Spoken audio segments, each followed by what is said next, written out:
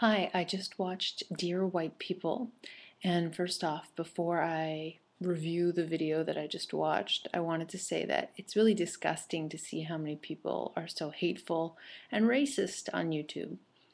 Actually, this segues quite nicely into my opinion of what I just watched. I don't think a lot of the people that are watching the trailer understand what the film is about. I think it's an exploration of post-racial America.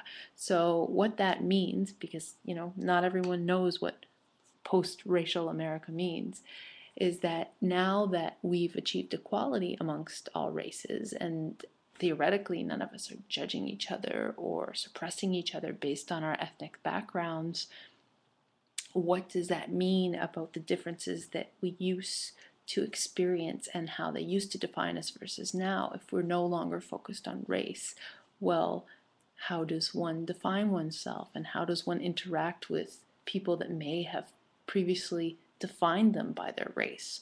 So I guess this is sort of an exploration of these characters' identities in this new open reality while still, obviously not being quite the same culturally necessarily as the people that they're trying to integrate with or just exist with. I wouldn't even say integrate at this point, because if it's post-racial, there's no question of integration. It's just a question of coexisting.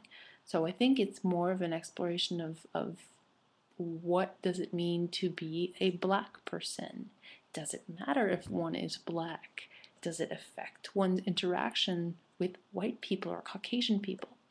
And ironically, based on the comments that I've seen on YouTube beneath this teaser trailer, because they're raising funds for Indiegogo, it would appear that yes, clearly, it still does affect people, your skin color. It still does affect how someone will treat you, and that's sad. So it would appear that based on the reaction to this potential satire film, that we are not in a post-racial America, and that there are still divides that people are maintaining in their hearts and their minds, regardless of whether or not they should exist.